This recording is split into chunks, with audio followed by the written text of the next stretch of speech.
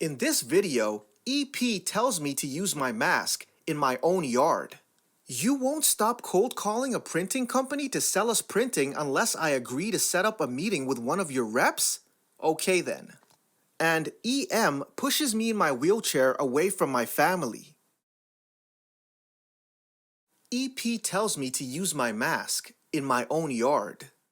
So before I begin, just to preface this, I always use my mask and cover up and sanitize as much as I can whenever I leave the house. So my front yard is open, no fence, no gate, etc. until you get to the house, which is about 15 meters away from the road. Also, there's a few, I think maybe around 5 police officers who live in my area, and I'm very friendly with them. This happened a few Sundays back. I was minding my business, cleaning the garden in my front yard when suddenly a wild screaming Karen appears. Obviously not her real name. Actually, it could be. I didn't bother to find out. Where the hell is your mask? Why are you not using your mask? I, being the dumb, inquisitive idiot that I am, look up to see who's screaming at who. Big mistake, and I see Karen sitting across the road in her car screaming at me. The conversation goes something like this. Karen pointing at me, "You! Yes, you! I'm talking to you! Where is your mask? You're outside in public and not using a mask. Go inside and put your mask on right now, or I'm calling the police." Side note, in our country, it's illegal to be in public without a mask, and you can get fined for it. But generally, the more lenient officers will just tell you to go put your mask on. Me, I'm at home in my private property with no one else around me, so I really don't need to use a mask in my own property. Karen, lies. This is public property, and you're not using a mask while in public.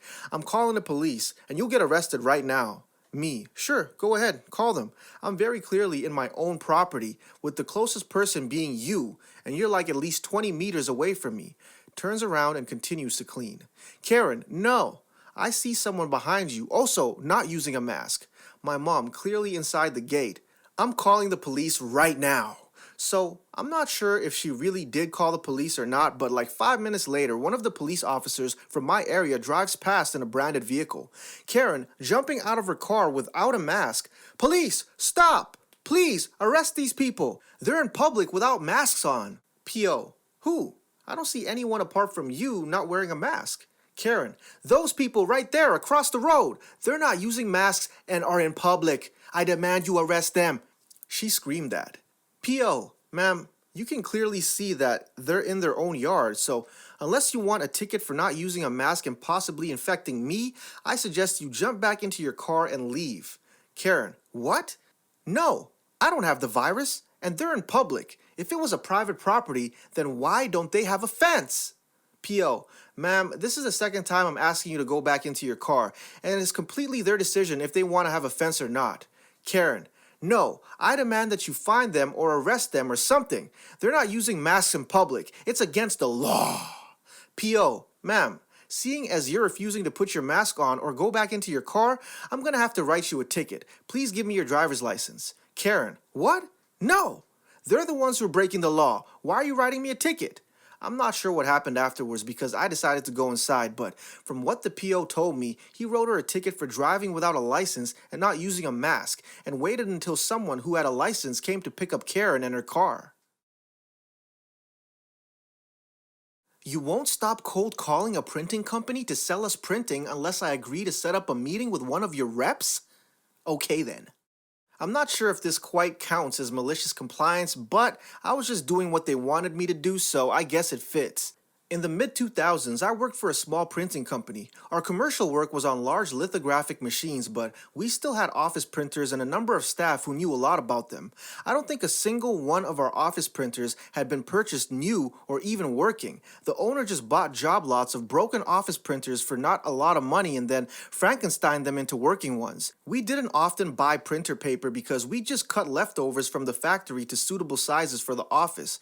Overall, our office printing costs were extremely low, despite the fact that we printed tens of thousands of pages a year.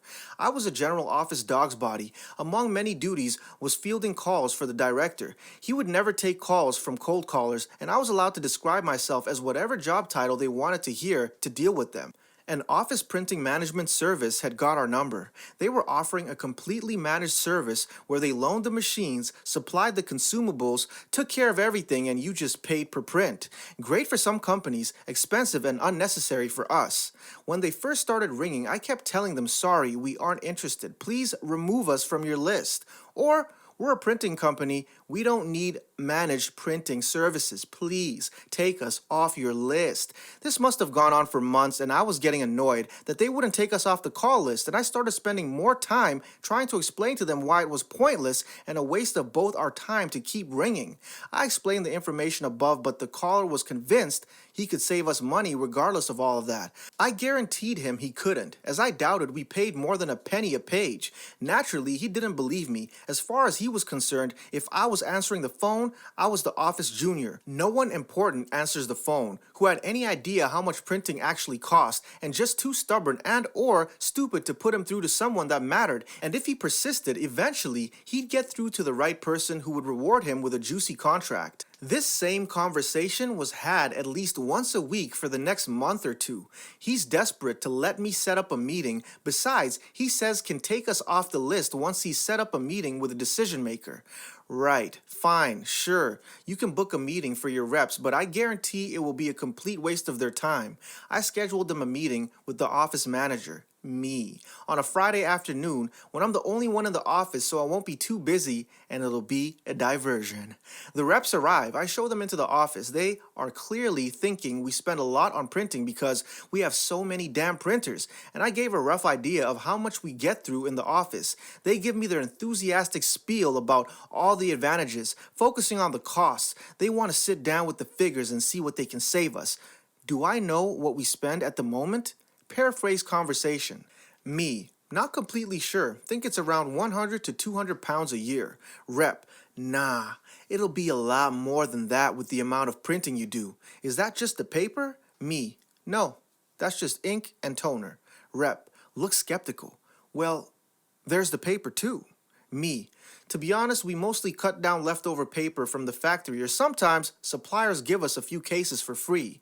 Rep, okay, right. So, what about the initial cost of the machines? If you average it out over the lifetime of prints, rather than considering it just a capital expenditure, it can make up a significant portion of your printing costs. This photocopiers, for example, it's a few years old now, and you're looking at around 12,000 pounds to replace it with a similar spec machine. So, with our service, you can avoid that capital expense.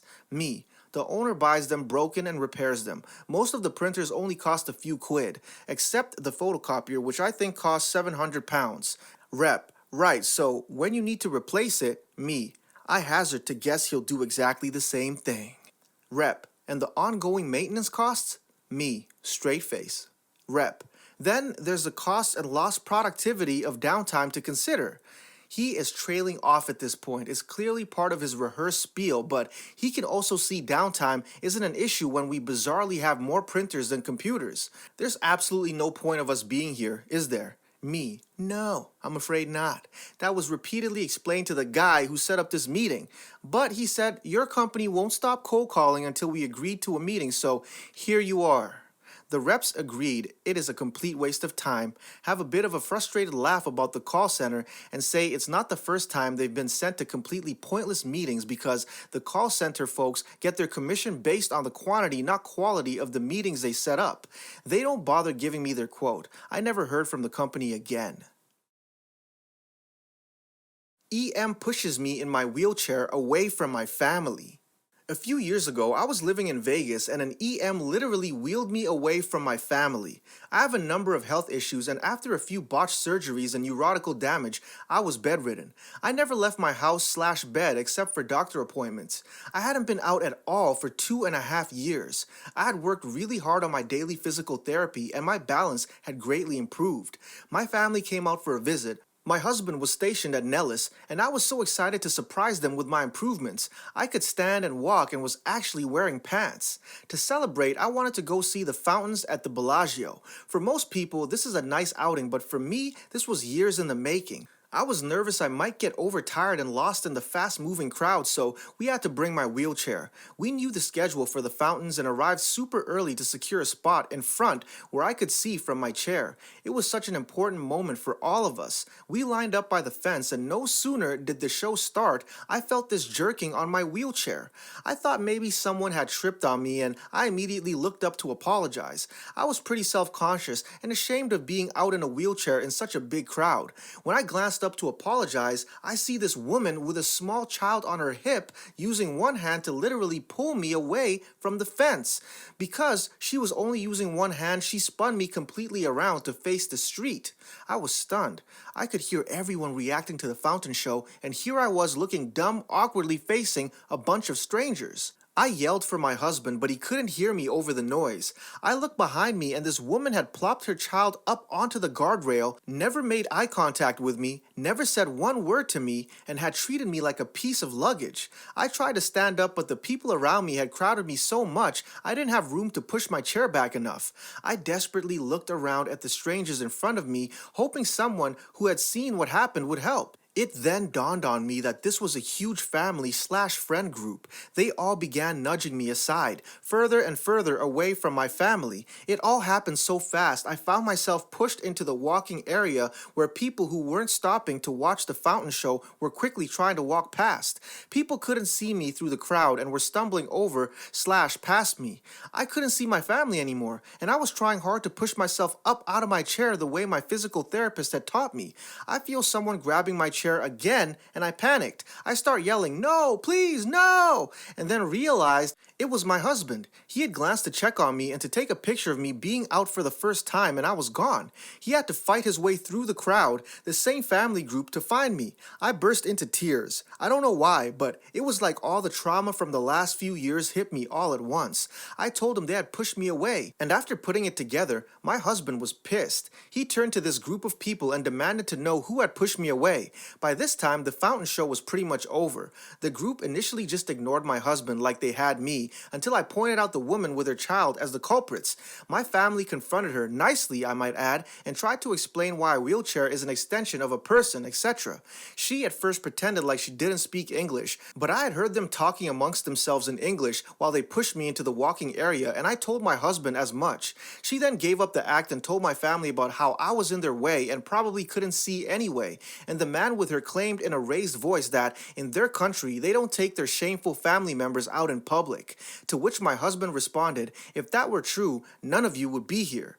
I was maybe even more shocked by this last sentence than being wheeled away. I managed the courage to tell him that what he said was bullshit and that I'm sure people in your country are actually kind and would be proud if I was their daughter. I remember the exact words I said because later I was very proud that I stood up to them. The group sort of collectively scoffed, spoke to one another quickly in what I think was Hindi, and slowly walked away as if nothing happened. We didn't stay for the next show because I just wanted to go home. I don't know which is worse, pushing a disabled person in a wheelchair out of your way or wrongly painting your countrymen as prejudiced.